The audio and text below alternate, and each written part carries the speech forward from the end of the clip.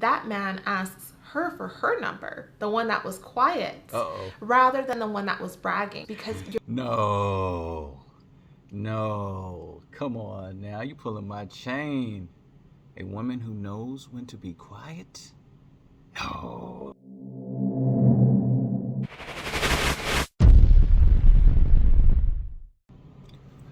All right, so I was told that my message of women needing to be more feminine has fallen on deaf ears.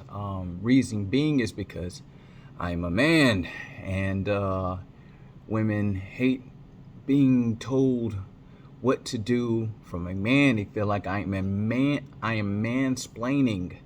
So, what I decided to do is put together a compilation of different women talking about the importance of femininity. Because ultimately, I don't care who you get the message from as long as the message is out there. So, without further ado, I'm going to go ahead and play this video, and I'm going to give you my thoughts on it. Let's get to it. Hello, I'm Jasmine, and I love being a woman. Okay, I think Jasmine. every woman should love being a woman. We have been blessed with an unbridled, innate, feminine essence that allows us to be profoundly warm, intuitive, compassionate, soft, and magnetic. I feel that as women, we do a disservice to ourselves, and we lose power when we try to imitate men and try to do as Absolutely. men do, because as feminine beings, we pull so much of our purpose from our feminine activity. I think people have this misconception that femininity is equated with weakness. It's not. Which is emphatically not the case. To a certain extent, I do understand why people have that misconception. It's because, men are bigger, they're physically stronger, especially in upper body, and they're broader, and that is great. Sexual dimorphism is a wonderful thing. The fact that the two sexes have opposite yet complementary energy is a beautiful thing. And men and women interact the best together when they each practice their natural, viscous, masculine and feminine energy. I have faith that the two polar energies are an intentional creation.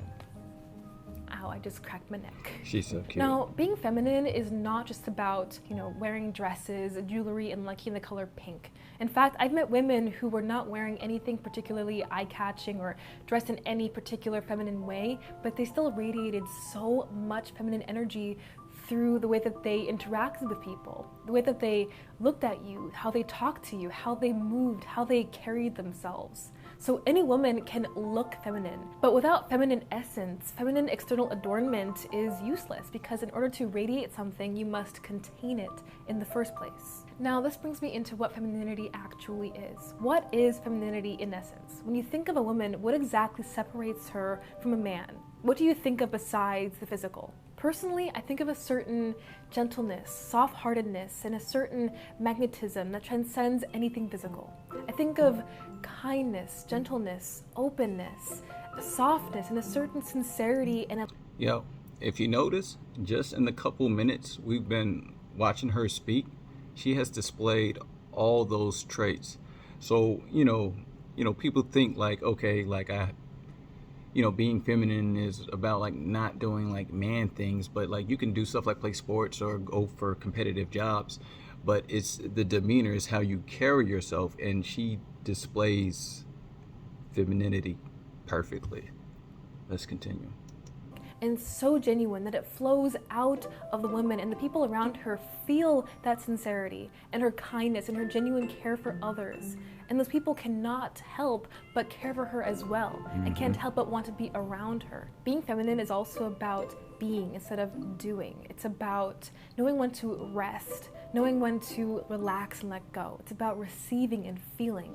If you're a woman, you have feminine energy naturally, but in this fallen world where vulnerability, openness, and kindness is so often taken advantage of, you may feel a need to put up your masculine shield to protect yourself.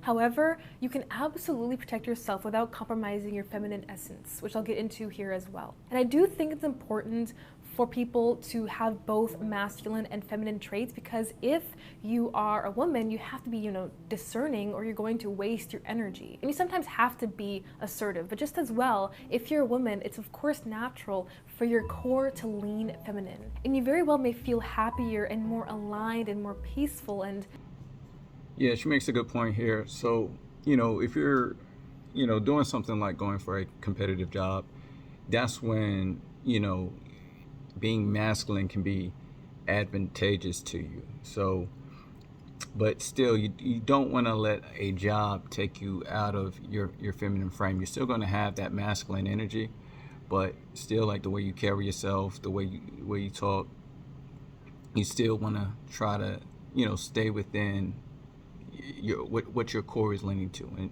And typically most women are going to lean to the feminine side. More yourself by indulging in your natural femininity.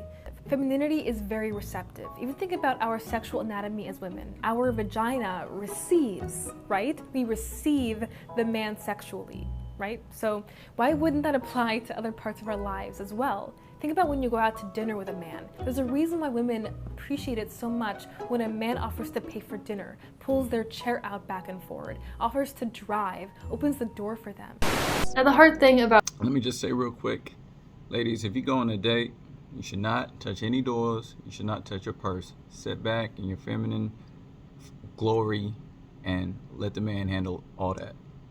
Let's continue. Being a feminine woman is that because we live in a more masculine oriented world, that means that we oftentimes have to step into our masculine, whether it's with work or with other roles in life. And this becomes tricky because this means that we have to constantly be transitioning back and forth between these energies, flip-flopping back and forth. And that's not always easy. If we're not intentional about coming back to our feminine, then we can easily get stuck in our masculine. And if that's not innately who you are and who you want to be, then it's going to make you feel really drained and uninspired in your life. And quick disclaimer, if you're new here, there's absolutely nothing wrong with being a masculine woman. I gotta stop there. So she is 100% correct. There is nothing wrong with being a masculine woman. However, you have to understand how being masculine affects your interaction with men. So if you're a masculine woman, you're going to tend to attract feminine men. So if you want a masculine man, you have to be more feminine. And most men are going to tend to be masculine. So a lot of times that masculine energy is going to turn men off because, you can't have two leaders of the household. You guys are going to butt heads on that. So, if you are a masculine woman, that's fine, but just know how that's going to affect your dating life. If that's who you innately are and what makes you feel good. But there are a ton of women out there who are innately very feminine, but still tend to get stuck in their masculine while trying to juggle all of their different roles in life. If you talk to men, especially alpha men, I don't see any alpha men responding well to a woman that is so, this is this and this is that. I made a list because I've been thinking about it, it's like, calm down, just calm down a little bit. And sometimes that's where these education systems, these women brag about their intelligence and their education, but I've said this before, your education means nothing in a marriage. You being married, there is marital intelligence and there's outside intelligence, worldly intelligence. When I'm talking about marital intelligence. All right, so what she's speaking on here is man, I wish I had a video of 20-year-old me because, way back in the day, years ago, I made a list of things that I must have from a woman. And one of those things is that she must be smart. But I specifically specified that she has to be street smart, not book smart. I could care less about, her having a master's degree, bachelor's degree. I just want to know, are you able to handle yourself in situations? If I give you access to my bank account, are you going to make smart decisions? Can I have an intellectual conversation with you?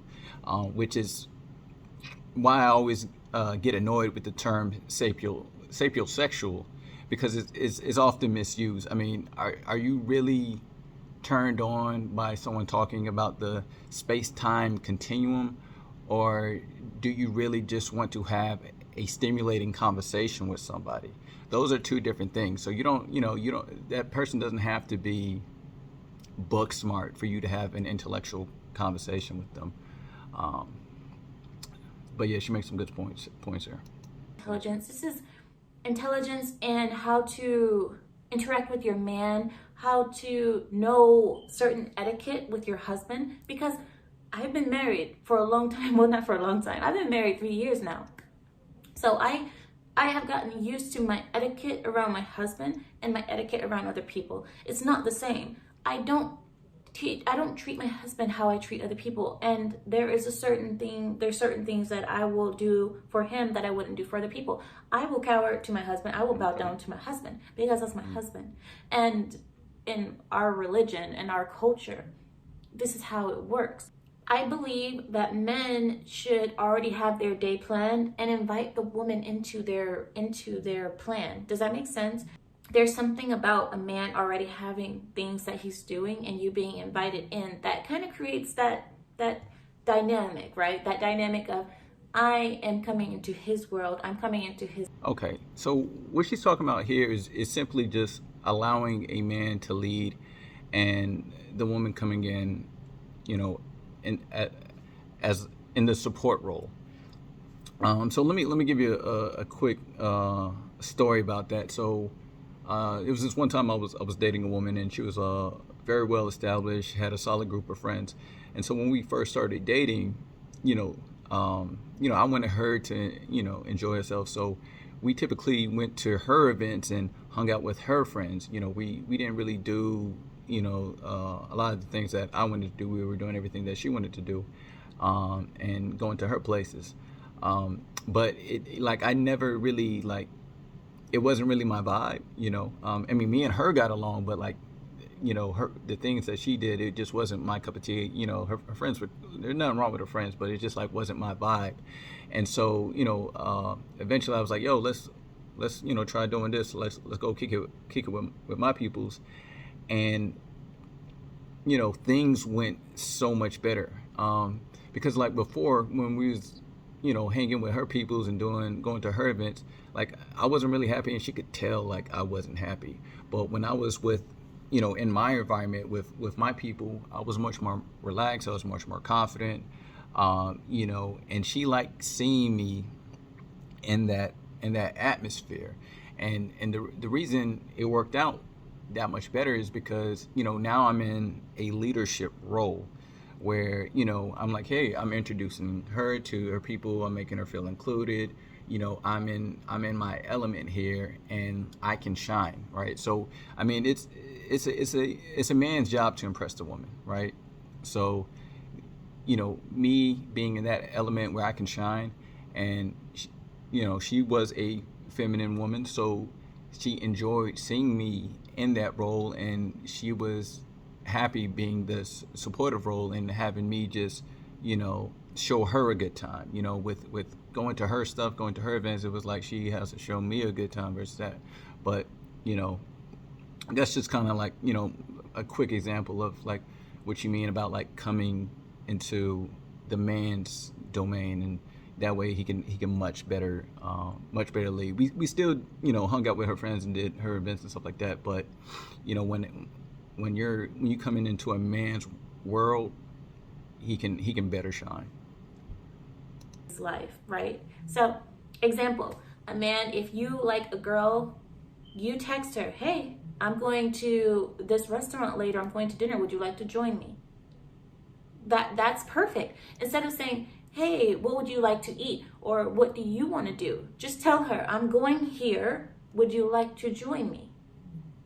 If she says yes, you got a date. If not, move on. So, I want to talk mostly in the area of dating, because as a woman, this is where most of us struggle. This is where I get the most messages and the most questions, is in the area of dating. And that's because men and women are so different. And as much as we want men to be like us, and as much as they want women to be like them, we're not. We are.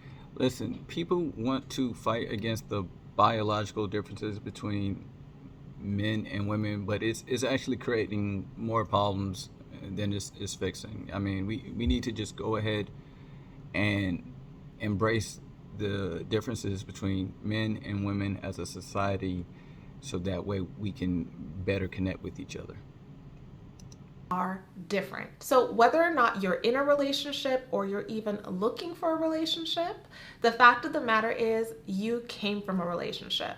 You're going to be having relationships with different people in different aspects in life. So you do need to understand the dynamics behind the feminine and the masculine behaviors. So I'm going to give you a couple examples in this video of different things that you need to do as a feminine woman to be able to relax and remain in your feminine. This is a good one. First masculine behavior that I want you to reconsider doing as a feminine woman is bragging. Now, this is something that for some people comes more naturally because they feel that they need to be able to display their accomplishments. And this is very masculine energy. The need to brag gives off a competitive and doing energy. So as a feminine woman, if you're out in public, let's say at an event or a party, and you're in a group and you're having conversations, that's not the place for you to be talking about all of the great things that you have, all of the things that you own, all of the degrees you have, all of the places that you've been. That energy comes off as very competitive, very masculine, and very disclosing. So if you're talking to a man, say on a date, and you're telling him that you own 3 houses and you have 2 cars and you do all these things with your money, and you start just kind of giving him this whole spreadsheet of all of your life accomplishments, number one, it's a turnoff because it's not necessary. If a person... So I wouldn't say it's a turnoff per se, but it is extremely unnecessary. Like if you're going to brag about something, at least brag about something that may be beneficial to the man. So if you said like, well, in my past relationships, I always cooked for my man, I made him coffee in the morning. Like now you're showing off your nurturing side. So if you know, I mean, bragging in general is not good, but if you're going to brag about something, like brag about something that's beneficial to the man. You know, your money is your money. So you bragging about that is of no benefit to us. So, I mean, it really does nothing for the conversation at all. Gets to know you, they will eventually get to see all the great things that you have, but it comes off as you're putting it on display for a reason. You are using it as a means to elevate yourself in some way in hopes that maybe by saying these things, he'll find you more attractive, where you're kind of putting yourself in competition or in comparison with other women. And it also takes away from his shine as a man. As a man, that's his job to be impressing you, not your job to be impressing him. And I always said that for men trying to get women is like a job interview, right? So you know we're coming to you, and we're trying to impress you, you know. So it's up to us to impress you. So you know, let the man do his thing. Just like sit back, relax, enjoy the date, and you know you can determine if this is a guy that you like or not. Just relax in your femininity and enjoy the date. Giving him reasons to date you or to like you. You're not allowing him to be able to tell you all of these great things that he has, that he wants to do for you, that he can invite you in his life too. Now, don't be confused, because I've been in situations like this where the woman that's bragging and trying to show this man all of these great things about her, and the man is kind of going back and forth with her when there's another woman standing there. And as that woman is just kind of standing and just kind of smiling and observing, that man is attracted to her. And at the end of the conversation, that man asks her for her number, the one that was quiet, rather than the one that was bragging. Because you're... No, Come on now, you pulling my chain. A woman who knows when to be quiet? No, those women don't exist. Come on now. Come on, tripping.